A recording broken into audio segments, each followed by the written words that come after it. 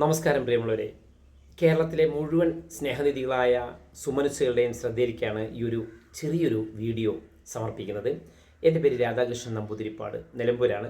നിലമ്പൂർ ശ്യാം സുന്ദർ എന്ന പേരിൽ ചെറിയ പുസ്തകങ്ങളൊക്കെ എഴുതുന്ന ആളാണ്. ഈ വീഡിയോയുടെ പ്രധാന ഉദ്ദേശം എന്താ വെച്ചാൽ, നിലമ്പൂർ സ്നേഹാലയം നിങ്ങൾ പലരും കേട്ടിട്ടുണ്ടാവും. കാരണം 30 വർഷമായി മലപ്പുറം ജില്ലയിൽ പ്രവർത്തിച്ചു വരുന്ന ഒരു ചെറിയൊരു സൊസൈറ്റിയാണ്. ഇവിടെ 47 അംഗങ്ങളാണ് നമ്മുടെ ഈ ട്രസ്റ്റിനെ അല്ലെങ്കിൽ സൊസൈറ്റിയെ ആശ്രയിച്ച് കഴിയുന്നത്. കൂടാതെ പാവപ്പെട്ട ആളുകൾക്ക് തെരുവോരത്തും അതുപോലെ തന്നെ ആശുപത്രിയിലും ട്രൈബൽ മേഖലയിലൊക്കെ പൊതിച്ചോറ് കൊടുക്കുന്നുണ്ട്. അപ്പോൾ നിങ്ങളുടെ വീട്ടിലൊക്കെ വല്ല നല്ല വിശേഷമൊക്കെ ഉണ്ടാകുമ്പോൾ നിങ്ങൾക്കും തന്നെ ഒരു നേരത്തെ ഭക്ഷണം നിങ്ങൾക്കും സഹായിക്കാം. കാരണം ഒരുപാട് ആളുകൾ നമ്മുടെ ഈ ഭക്ഷണത്തിന് വേണ്ടി കാത്തിരിക്കുന്നുണ്ട്. അത് പാകം ചെയ്ത ഭക്ഷണമാണെങ്കിലും ശരി, അരിസാധനങ്ങളാണെങ്കിലും ഞങ്ങൾ സ്വീകരിക്കുന്നതാണ്. അതുപോലെ നല്ല വസ്ത്രങ്ങളും സ്വീകരിക്കും. നിലമ്പൂർ കോവിലകത്തുമുറിയാണ് നിലമ്പൂർ സ്നേഹാലയം. ഈ സ്നേഹാലയത്തിൻ്റെ ഓഫീസ് നിലമ്പൂർ LIC ഓഫീസിൻ്റെ തൊട്ടടുത്തുള്ള ഗാലക്സി അപ്പാർട്ട്മെൻറ്റാണ്. ഓക്കെ, ഇതിൻ്റെ വിശദാംശങ്ങളൊക്കെ നിങ്ങൾ അക്കൗണ്ട് നമ്പറും കാര്യങ്ങളൊക്കെ ഉണ്ട്. ഇതൊരു NGO ട്രസ്റ്റാണ്.